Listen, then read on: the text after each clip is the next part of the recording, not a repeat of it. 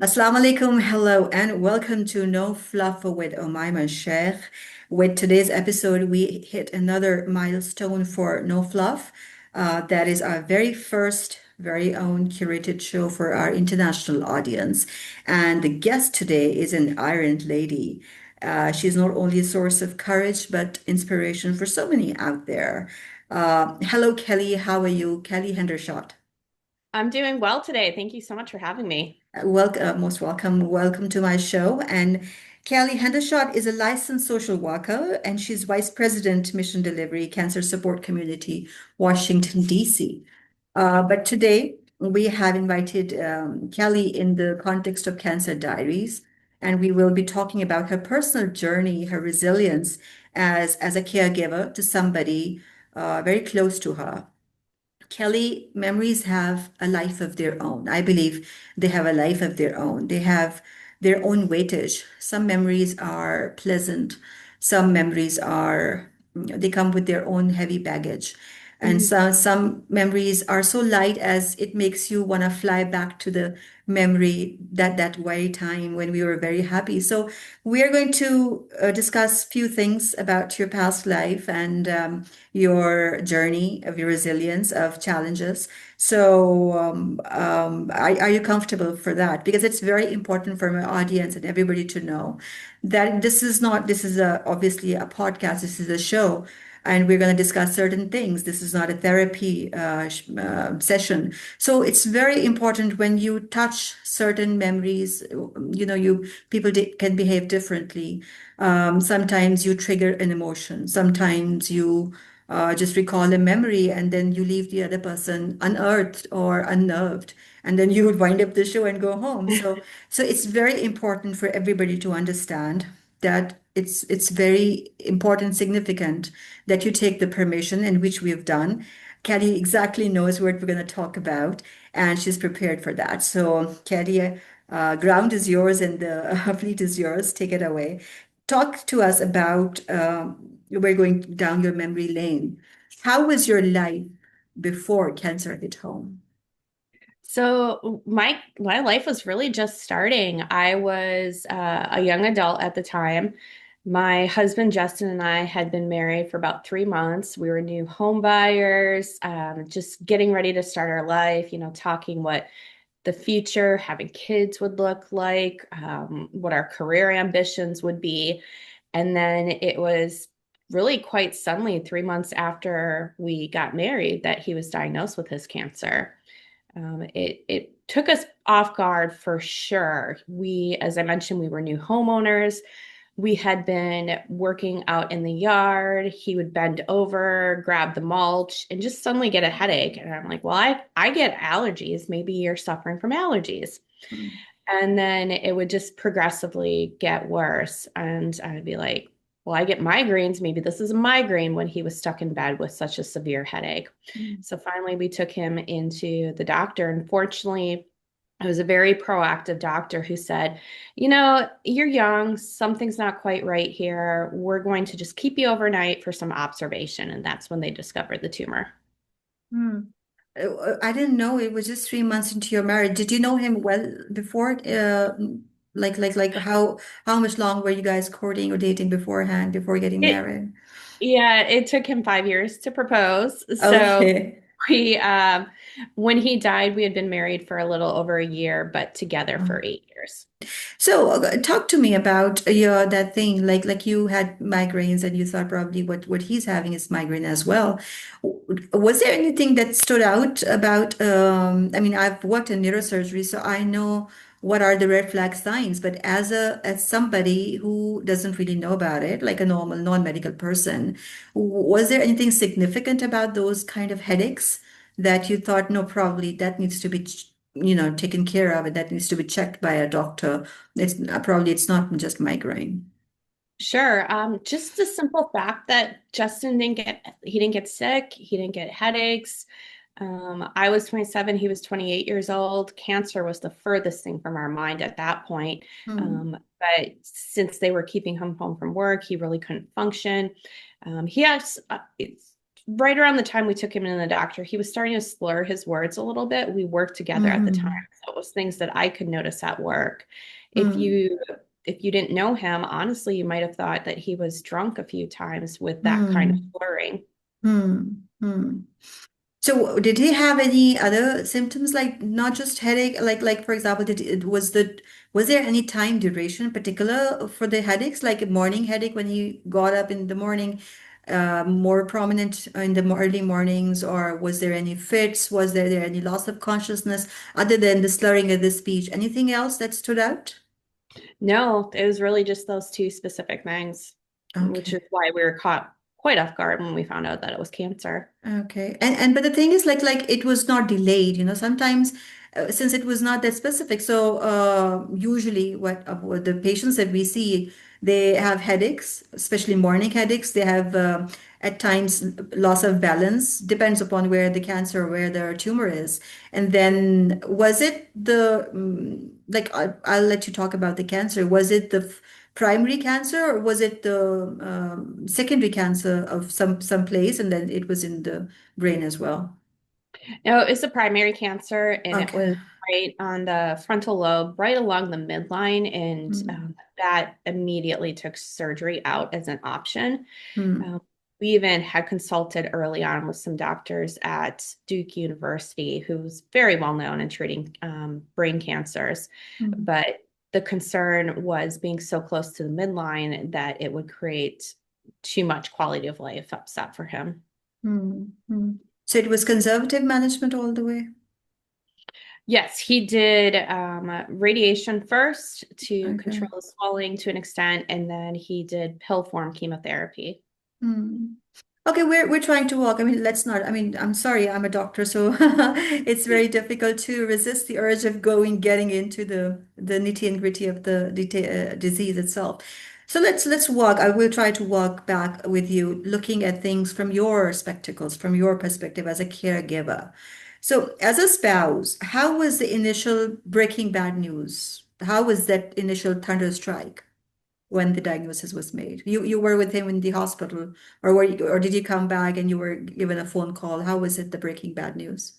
We were at the hospital when we found out he had done an MRI when he was kept over for that initial overnight observation and Mm, was told that there was a mass in his brain and we would need to do some more testing.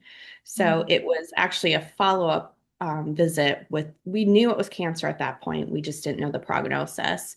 It was mm, at a follow-up appointment, our first appointment with the oncologist then. His mom, his dad, and his stepmom were present at the appointment as well. And so when you hear it's cancer and it's terminal, my mm, emotions went immediately to Justin, engaging his reaction. I'm a social worker now. I was not then. mm, So dealing with that sort of high impact, high intensity news in a room full of people mm, was something quite new to me. So my attention really just went directly to him.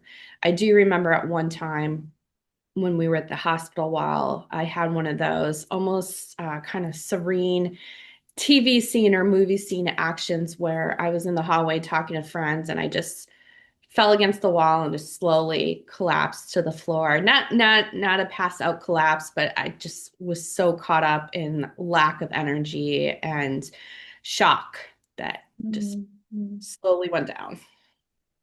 Yeah, and that's what I was about to say. Like, certain different people behave differently, and that's a very, very natural reaction to any bad news or any challenging time. Some people, we listen to that phenomena, flight, fright, freeze, flight, phenomena.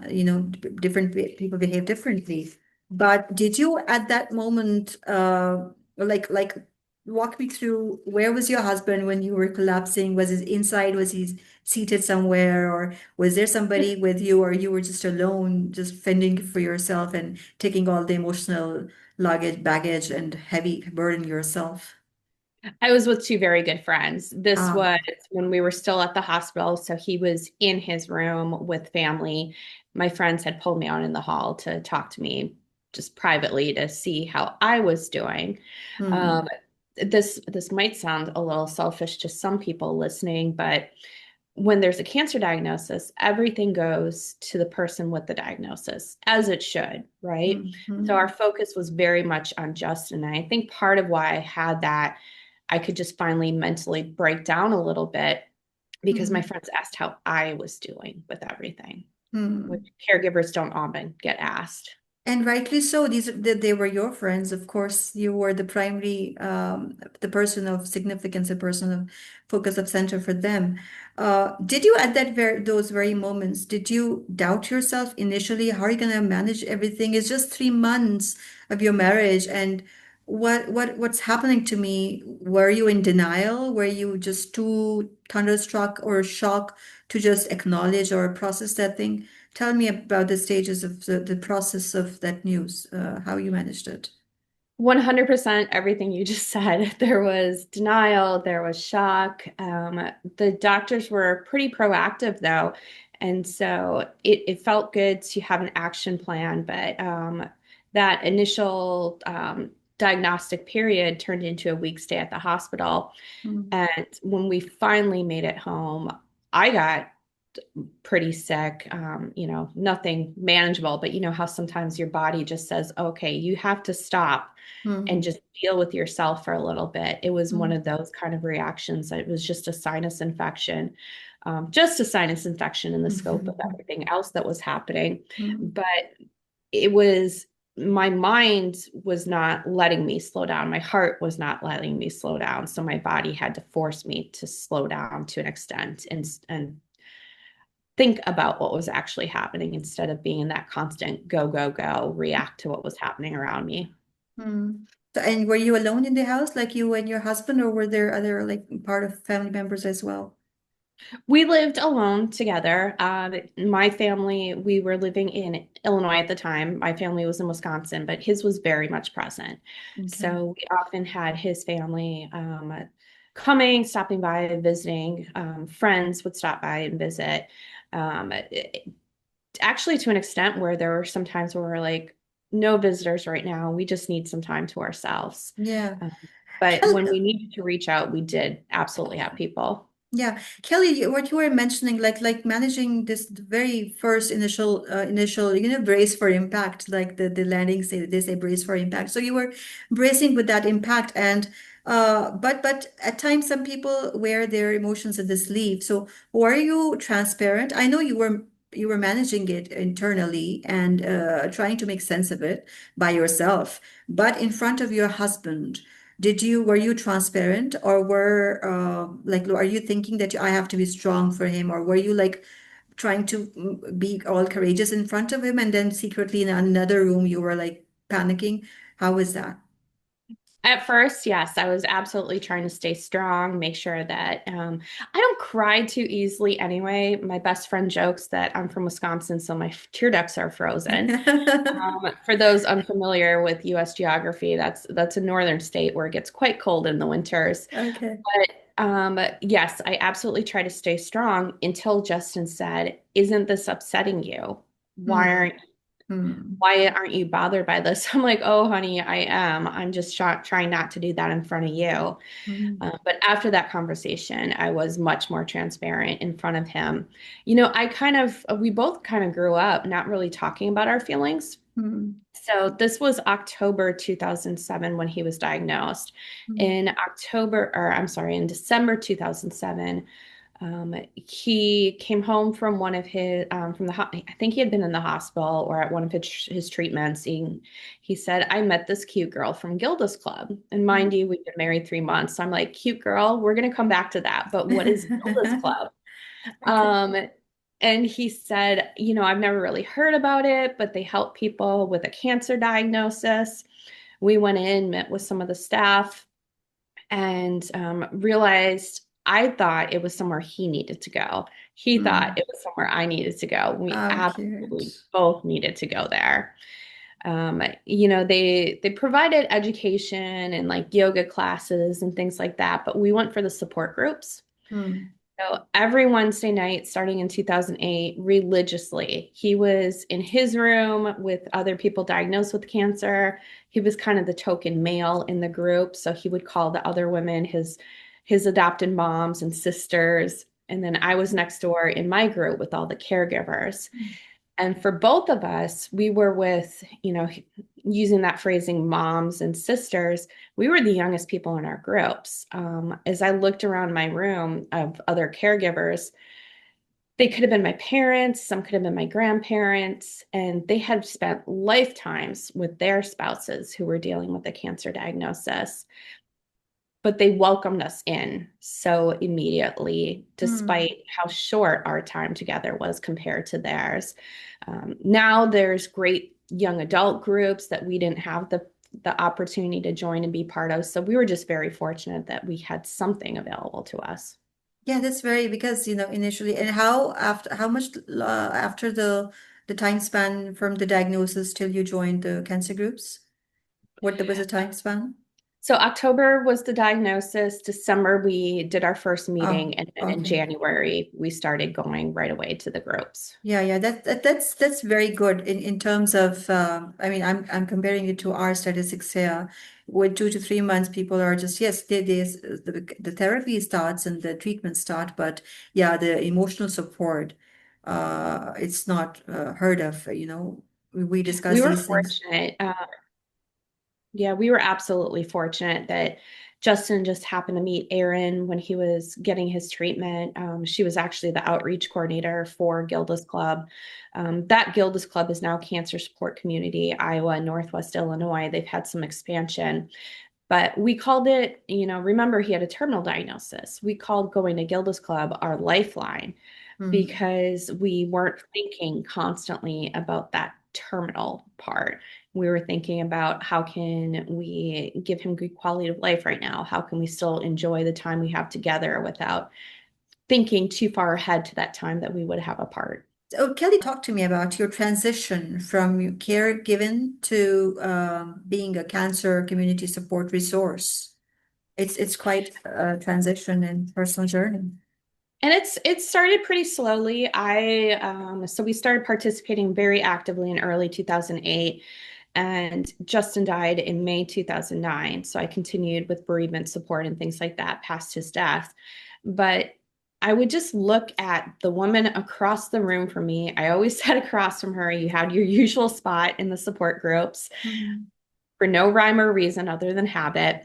And I would just look at Melissa, who was our group facilitator, not even realizing she's a social worker, what a worker was. She was actually the program director of the location.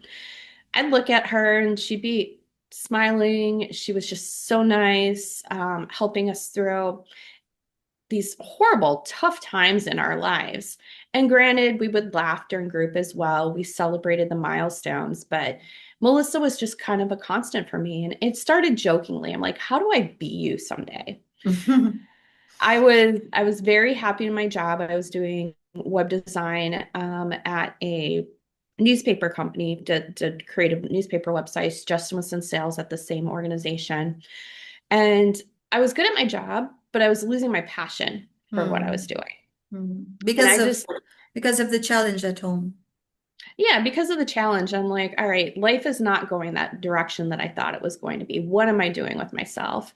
Mm. And so it started being, Melissa, how do I be you someday? And she kind of like laughed and blew it off a little bit. But I became more serious and started asking the question more often. And I still remember Justin saying, when we take care of me, Mhm. we'll take care of you. And, you can go back to school, do whatever it is you need to do to be happy. I love that he said that because I knew that what taking care of him ultimately meant would end in his death.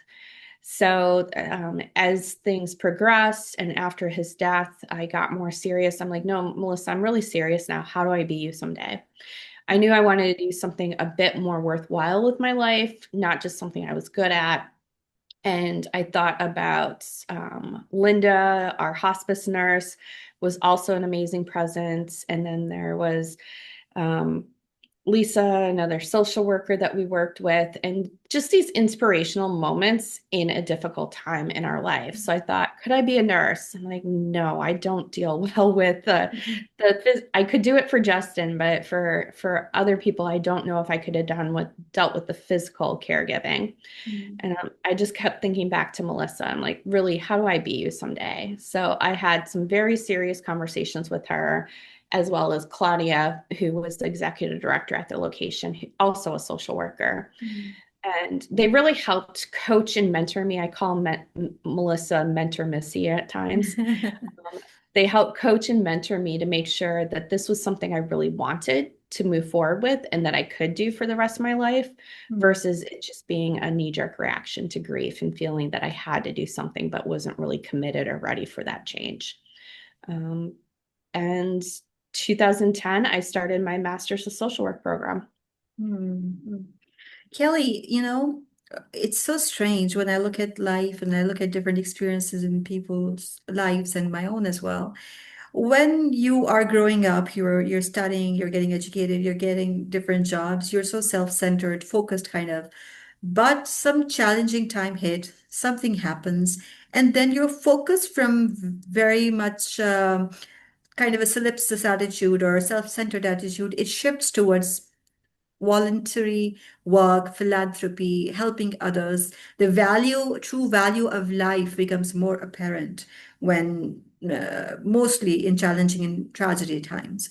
I mean, I found it very strange that usually, yeah, some people get involved with philanthropy otherwise as well as a career.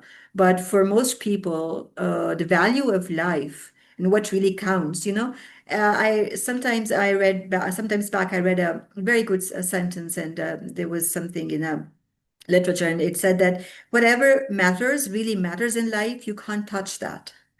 We're all the time, we will be after our careers, our money, and all that, investments.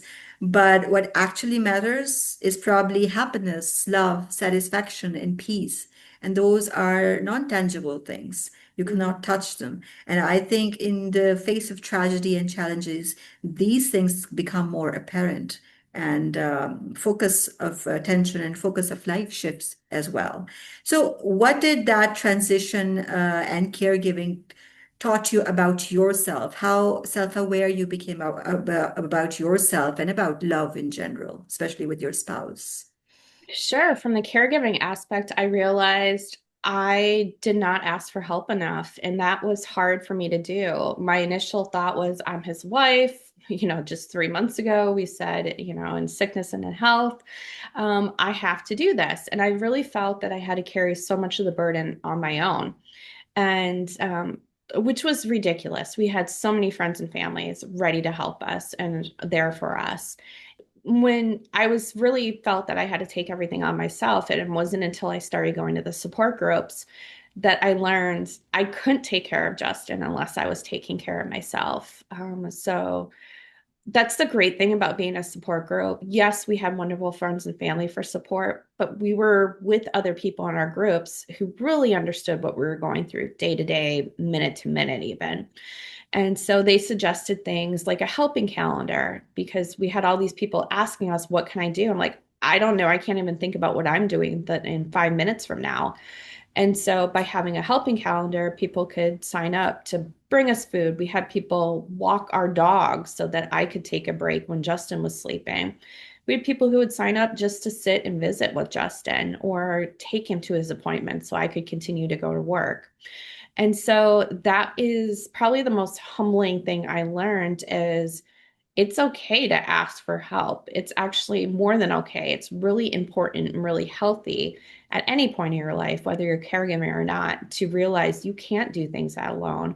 You need help, you need support. People are willing to give it. You just have to open yourself up to some vulnerability to ask for it and to accept it. What do you think? What is that thing that people holds people back? Why do they not ask for help and voice their concerns?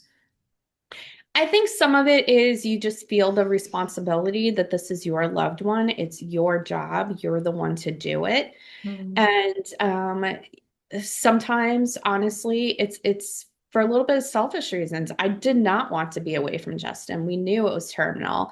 And so I had trouble sometimes being away from him, but learned if I could do some things for myself, could get out for that walk, could spend some time with friends, it made that quality of time with him so much more meaningful too, because it wasn't I mean, it was always there in the back of my head, but I was able to let myself think about some other things too. Hmm. And how important it is to be a part of the community where people have similar conditions. Because, most people here, especially, think that the treatment happens at the hospital. Treatment is radiotherapy or surgery or chemotherapy. What Mhm. is there that people when they're just talking in a support group, they're just talking and, probably meeting each other. How can that help? So, what would you say to those people? How does support group therapy helps people? And it's not the one-to-one kind of therapy or group therapy per se. Peer support group therapies are altogether different. You have a Mhm. facilitator, you have a moderator there, and there are so many people going through, like you mentioned, your husband was in the patients group, and you yourself was in the peer support group of the caregivers. So talk to me about, tell us a little bit for my audience about how significant it is to be among those people who are going through probably a different stage of disease, but they're going through the same diagnosis, cancer. Mhm. And we did have, it was a heterogeneous group, so all types of cancer diagnosis.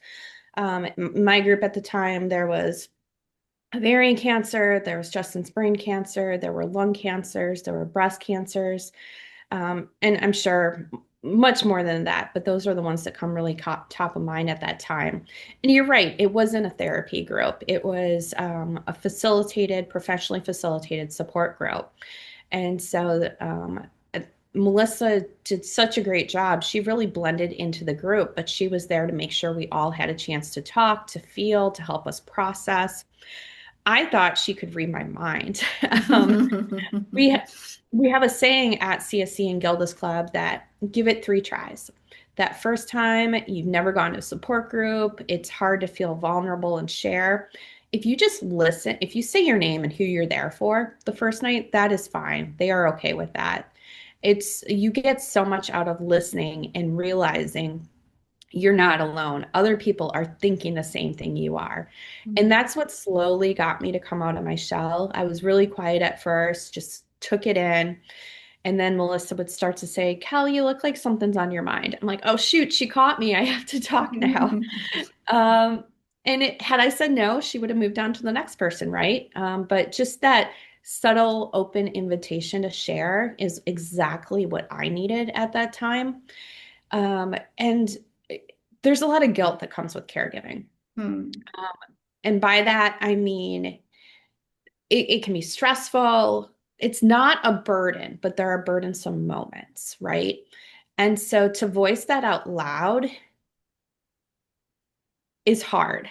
But in that support group setting where everyone around the room is in the same position, knows exactly what you mean, it's such a relief to be able to air that. And so that's what I really appreciated about the group with the cancer diagnoses. They were separate, and then the family members, the caregivers, the friends. So we could really talk about what was on our mind without worrying about making either party feel guilty. So I never know what Justin talked about in his group. I have a sense of it now since I've since Hmm. facilitated groups, but I have no idea what he talked about in his group. He has no idea what we talked in our group. Oftentimes we would go out for dinner after group with some of the other couples. So we sort of made our own commingled group to an extent. I think Uh, that shows that the post activity or post session air was lighter, and you guys, you moved back to life for some different thing, like going out for food and going out for normal activity. So, exactly. did in any point, obviously you were part of support groups, but did you face compassion fatigue or burnout? Because the whole journey itself, the treatment, radiotherapy sessions, hospital medication, financially as well as emotionally, it was really heavy. So did you face burnout, or do you think being a part of that support group really helped you not go into that phase? No, I still face burnout. The group helped me realize when it was happening, though. Okay. So I could adjust course and start to think about myself. For instance, um, it was really difficult trying to coordinate phone calls, emails, responding to people. And so a cousin of mine is was an oncology social worker, and she said you need like a Caring Bridge site so that you're not telling your story 50 different times. You can put it in one place. Hmm. And that, those kind of different tips and tricks that you pick up from other caregivers, that helped. And so when I used some tools, could process my feelings in front of the group, that alleviated the burnout, but it was still there. I think it was just that initial post diagnosis that I had that real moment when I got sick. But during this time, I was having minimal health issues myself, and my doctor wanted me to be gluten free. I'm like, are you kidding me? I can't focus on Hmm. specific recipes for myself or cutting back. And so I'm now gluten free, but I did delay taking care of myself, which is something in hindsight that I regret because I probably could have been a better caregiver. Um, but you need others around you to remind you to take care of Hmm. yourself at Hmm. times. Kelly, listening to you, it's very evident, clear that there was some person in your life, Melissa, who had really mentored you, and she had great impact on you. Are you now willing to be, or do you want to be somebody's Melissa now, or somebody's Kelly in that sense? Absolutely. And I think I am. I hope I am to some people. I'm also part of the Association of Oncology Social Workers, AOSW. And so I do participate in a mentorship program through that. I'm still in touch with some of the people that were in my support group. And so in my job now, I'm that support person to all the Melissas at their locations, all the program directors, making sure that they have the tools and resources that they need to provide the support, to provide the education. And that's something that just really lifts my heart that I'm constantly in my job, carrying Justin's legacy forward in what I Mhm. do. And that's what I'm so grateful. I mean, the support groups was the initial talk that we guys connected with each other. And yes, we are trying to do, you guys have been doing it for such long time. I think more than 40 years you're into the support groups and cancer support community. But what we are trying to do, my company Resonate is trying to do the same thing here in Pakistan. And we're starting initially with the peer support groups online, Zoom, free for the patients, and it's pro bono by the therapists.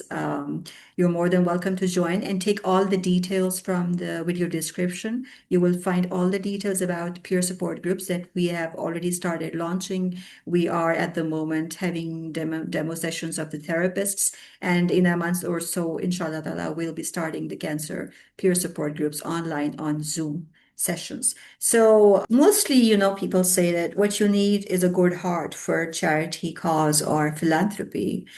Do you get questions like why get into the hassle of going back to the school, or getting into education again? What's the driving force? You could easily be a part of a community without even studying about it. Why go through all that hassle? What drives you? What motivates you for that? Yeah, so it's interesting. My master's program, it was a 3-year part-time program. And so for 3 years, I had to kind of defend why I was doing this to friends and family. I remember being asked constantly, I don't get it. You're going back to school just to volunteer at Gilda's Club? I'm like, well, I'm going back to school to do whatever I can to kind of pay it forward. And so the irony on that repeated question is I was working as vice president project management at a credit union when a position finally opened up at Gilda's Club. And it was a substantial pay cut, but I knew in my heart it was worth the pay cut. I went into my employer's office and said, I need to turn in my notice. They're like, what can we do to keep you? I'm like, I'm leaving for Gilda's Club. They're like, never mind. We can't do anything. We know that's where you want to be. Hmm. And so, as soon as I started working at Gilda's Club, all those people who had been questioning my going back to school, like, I get it now. This is Hmm. absolutely where you need to be. And I don't know if this will show, but I hold this photo dear to my heart. It's a picture of me and Melissa. Uh, And People may. What does it say?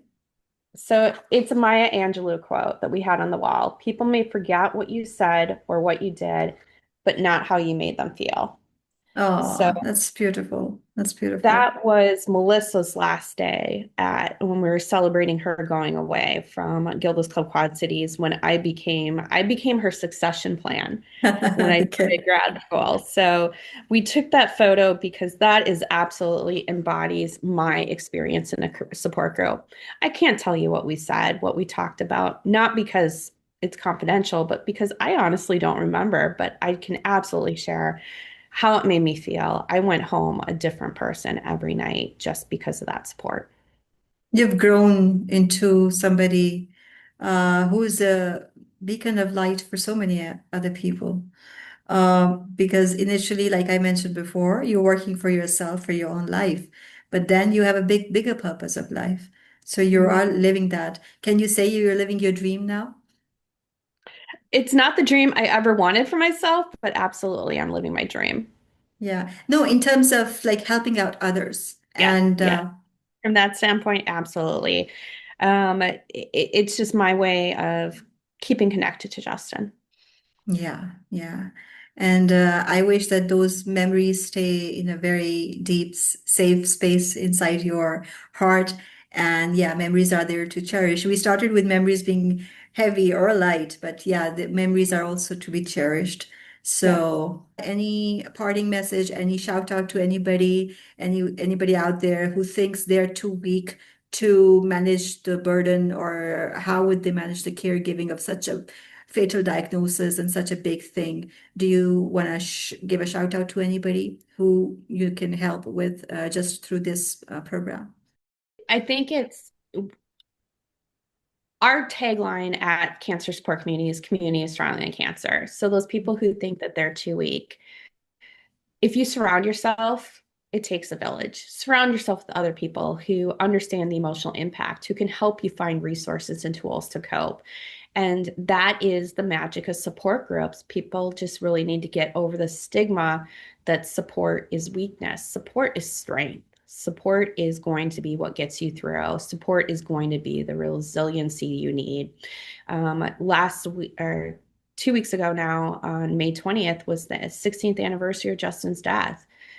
I still take that day off of work so that I can feel what I need to feel. And that's important too, moving forward, even when you get into grief. You're always carrying that person forward. But having been part of that community at Gilda's Club is why I'm where I am today. I got the support I needed. I was around people who absolutely understood it. So, to your listeners, to people watching this, give that new support group 3 times. Takes a while to get comfortable, but give it a chance. You will not regret being part of something that's being built there. Thank you so much, Kelly, for your time, and for we wish you all the best, happiness, peace, success in all the ventures of your life and in every sphere of your life, personal, professional, and any goal that you aim. I wish you that you fulfill it to the maximum. Thank you so much for joining me, and till next time we meet, we will be meeting, of course, with for many of support groups things and processes. But till next time we come together in No Fluff with Omaima Sheikh, this is me signing out. Assalamu alaikum fi amanillah.